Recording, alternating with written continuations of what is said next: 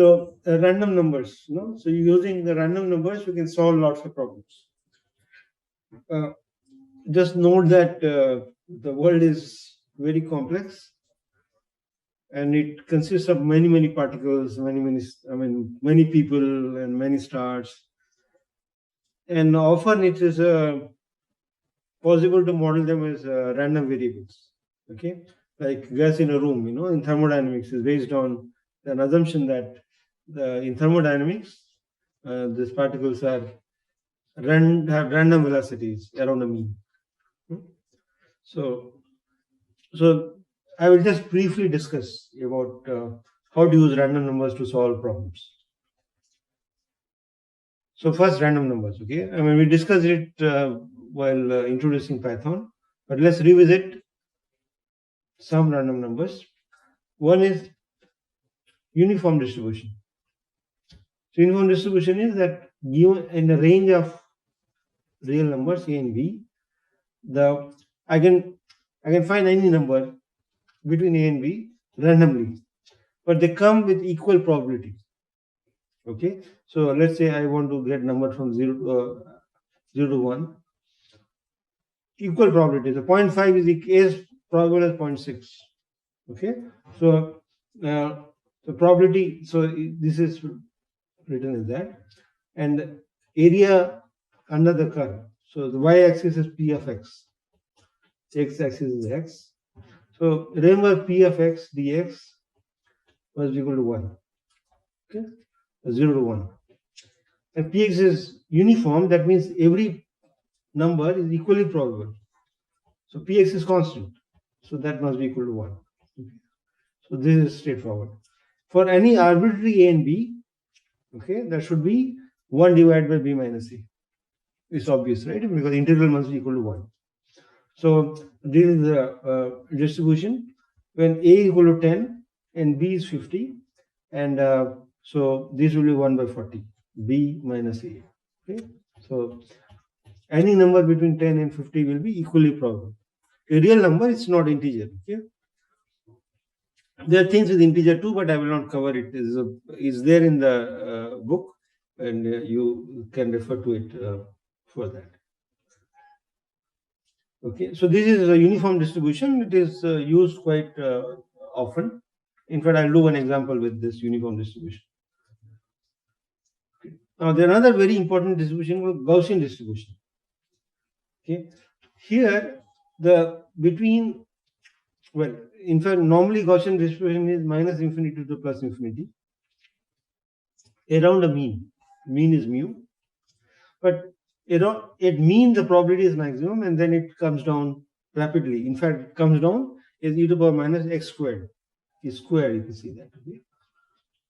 And it has a mean as mu. It is peaking it at mu, and standard deviation is sigma. Okay, so I plotted here. So this is like this Gaussian. This is in fact Gaussian distribution. So mean is 5. So it peaks at 5, and standard deviation is 5. Both is 5. Okay, it cuts it. So you can see that this width is like width. It depends where you take the width. It's a measure of the distribution. How far the numbers are spread around the mean. Okay, so this is called standard deviation, and this is mean. I'm sure you've done this in probability or some math course. In fact, it probably is there in the school. You can integrate this function. It should be 1. Okay, from minus infinity to plus infinity. Okay, so I will give an example where we find that distribution of that variable is Gaussian. Okay, in fact, let me just tell you beforehand, the height of human beings is supposed to be Gaussian, around the mean. Okay, there's a theorem called central limit theorem, but we will not discuss it here. Okay, now this thing data is taken from this website. So look at height. So I draw a histogram here using the same tools we discussed in the first half of the semester. So h-axis is h. Okay, so there are men. Okay, so this is like grown-up adults. I mean, not the children. Children will have, and this height is in this inches. This is US data, so it is an inch, not in centimeter. So speaking, it's 70 around. Well, I don't remember now. I mean, we have a table right now. A bit later, so it's around peaking somewhere here. Okay.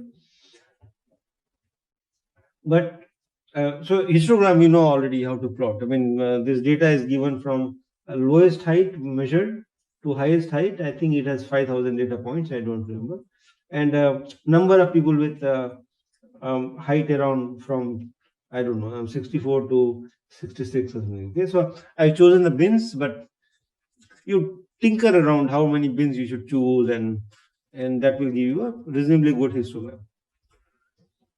Now this histogram, I want to test whether it's a Gaussian or not. It looks like Gaussian. No? I mean, it is there's a mean mu, and around which it is kind of exponential minus x squared. Okay, and it turns out yes, you can make a fit. Okay, and I did polyfit, which I'll tell you a bit later. Okay, so we can how to make a fit of Gaussian. Okay, so I will show you again a few slides down the line.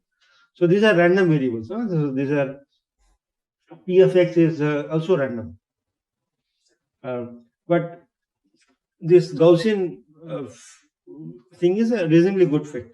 Okay, the red dashed line is almost going through all the data points. Okay, so this is e to the power minus x minus mu squared by sigma squared.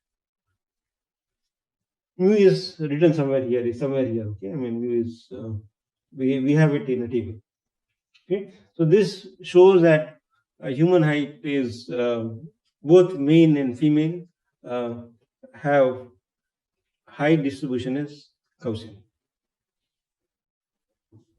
Okay, so I will show you how to get this distribution. I mean this sigma and mu. Just wait for a few minutes. When we do regression, I will show you.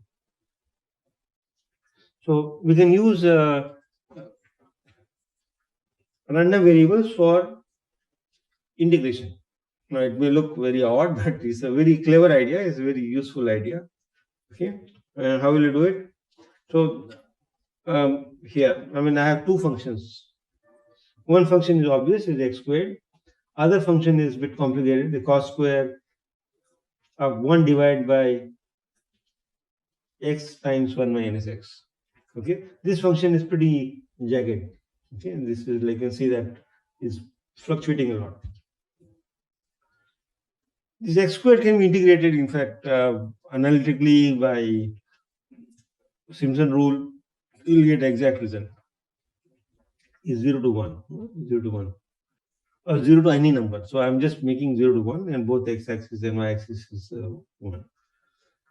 How do you do with random number? The idea is very nice and very simple. So you create a pair of random numbers. You create a doublet.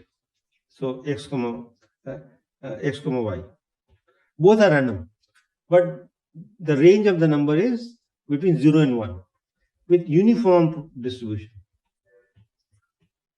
Okay, so there will be a point, no, x comma y, there will be a point.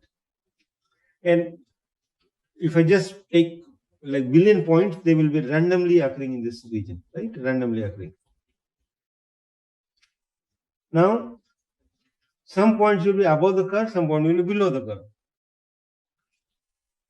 So here, the x prime, y prime, the blue square, blue number, blue square represents a point x prime, y prime, which is above the curve. This red dot represents a point xy, which is below the curve. So, how do I find the area? I need to find this area, no? That's the integral. Okay, so number of points n below the curve divided by total number of points. Okay, that is proportional to the area. Okay, now I chosen for convenience 0, 1 box. So for this integral, if the height is, if the range is not 0 to 1, but let's say 0 to 5, then you have to do up some normalization. Okay, that you can figure it out. For short of time, I'm not going to discuss that. Okay.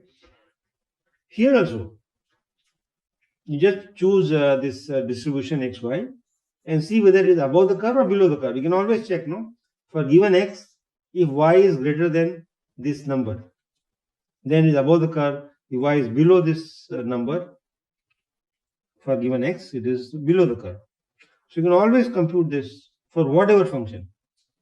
Okay. Please note that Gauss quadrature, Simpson rule, they will not work for this this stuff. This is not a nice function.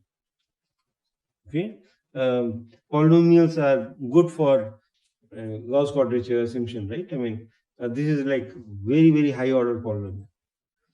Okay, so in fact, those methods are not going to be workable for this function, but run number will. Okay, and this is the code. So you just, so by the way, I forgot to say. So this one, rand is uniform distribution, rand. But if I write rand n, that will be normal distribution. Okay, I should have written that, but so rand n will normal distribution or Gaussian distribution. Gaussian and normal are same. Okay, why normal? Okay, normally you find this, that's why it's called normal. And so if you just don't put n, then it's a uniform distribution. Okay, so this is uniform distribution. Okay, so if y is less than fx, then increase the count. Okay, start with 0. And you do it for a range. So I took how many points? 1 million points. And we print the count here. Count by n will be the by right now will be the integral. And here this will be between 0 and 1. Okay, this number is part of NumPy library. Within that, there's a random module, and within that there's a rand function. So rand is part of np.random module. Okay, this will create 0 to 1. If you want for some other interval, you have to appropriately multiply or different width. So it should be b minus a and all that you need to do. Okay, that's straightforward. I will not discuss that, but you can easily do that. Is there in the book? Some examples are there. If you want in some interval uniform distribution, you will get it. Okay, so this is for this function, and right now I have between 0 and 1. This one also. So this f of x we need to determine. Okay, so f of x I choose this function, then I will get integral for this function. Okay, f of x is arbitrary.